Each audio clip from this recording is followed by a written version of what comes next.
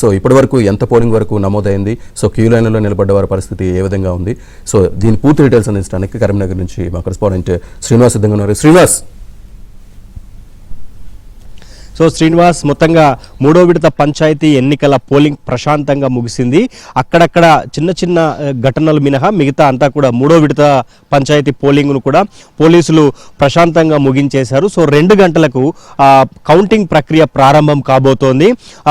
వాస్తవానికి పోలింగ్ జరుగుతున్న సమయంలో ఎక్కడ కూడా ఇబ్బందులు జరగడం లేదు. కేవలం ఈ కౌంటింగ్ తర్వాత జరిగిన పరిణామాల్లోనే ఎక్కువగా గొడవలు జరుగుతున్నాయి. ప్రస్తుతం మనం పెద్దపాయపల్లె దగ్గర ఉన్నాము. పోలింగ్ ప్రక్రియ అంతా కూడా 1 గంటకే కంప్లీట్ చేశారు. సో కొంతమంది ఏజెంట్లు కానీ ఓటు అంటే లైన్లో 1 గంట తర్వాత గేటు లోపలికి వచ్చిన వారికి ఓటు వేసే అవకాశం అయితే అధికారులు కల్పిస్తున్నారు. ఏజెంట్లు లంచ్ కోసం అంటూ కూడా బయటకు వెళ్తున్న పరిస్థితి మనం చూడొచ్చు.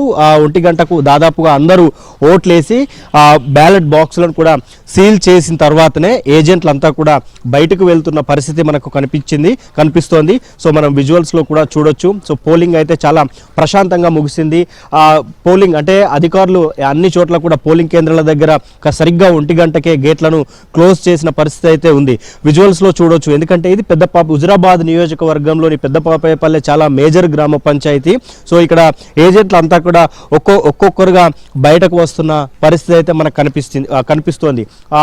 1 గంట నుంచి 2 గంటల మధ్యలో లంచ్ తర్వాత 2 గంటలకు ఈ కౌంటింగ్ ప్రక్రియ ప్రారంభం కాబోతోంది. కౌంటింగ్ సందర్భంగా కూడా పోలీసులు పూర్తిగా ఆ లోపల బ్యాలెట్ బాక్సులు ఓపెన్ చేసేటప్పుడు వీడియోగ్రఫీ చేయబోతున్న పరిస్థితి అయితే ఉంది. సో అటు రాజన్న సిరిసిల్ల జిల్లాలో కేటీఆర్ కాన్స్టిట్యున్సీలో 4 మండలాల్లో ఈరోజు మూడో విడత పోలింగ్ జరుగుతోంది. అక్కడ ప్రస్తుతానికైతే 80% వరకు పోలింగ్ అయినట్లు మనకు తెలుస్తోంది. ఇటు కరీంనగర్ జిల్లాలో కూడా ఇప్పటి వరకు 78% వరకు అయింది. పూర్తిగా మరో అధికారికంగా ఇంకొక 10% పెరిగే అవకాశం అయితే కనిపిస్తోంది. అటు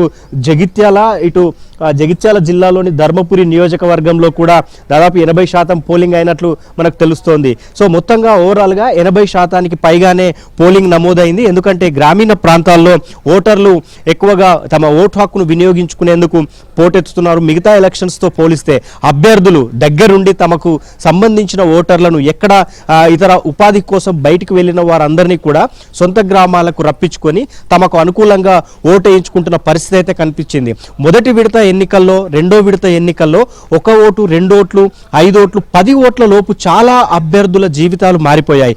వీటిని దృష్టిలో పెట్టుకొని 1 ఓటు కూడా చాలా విలువ అయినదిగా ఉంటుంది. కాబట్టి ఇక్కడ ఉన్న అభ్యర్థులంతా తమకు అనుకూలంగా ఉన్న బంధువులను కానీ తమ దగ్గరి వాళ్ళను కానీ ఓటు వేసేందుకు మాత్రం ఖచ్చితంగా రప్పించుకుంటున్నారని చెప్పొచ్చు. ఎందుకంటే మొదటి 2 విడతలతో పోలిస్తే మూడో విడత మరింత ఎక్కువగా పోలింగ్ నమోదవుతున్న పరిస్థితి కూడా కనిపిస్తోంది. పోటాపోటీగా అభ్యర్థులు ప్రచారం చేయటము, గెలుపు విషయంలో కూడా డి అంటే డి అనే యాంగిల్స్లో చాలా గ్రామాలు ఉండటంతో సో ఎక్కువగా పోలింగ్ పైన అభ్యర్థులంతా ఇంట్రెస్ట్ చూపించారు.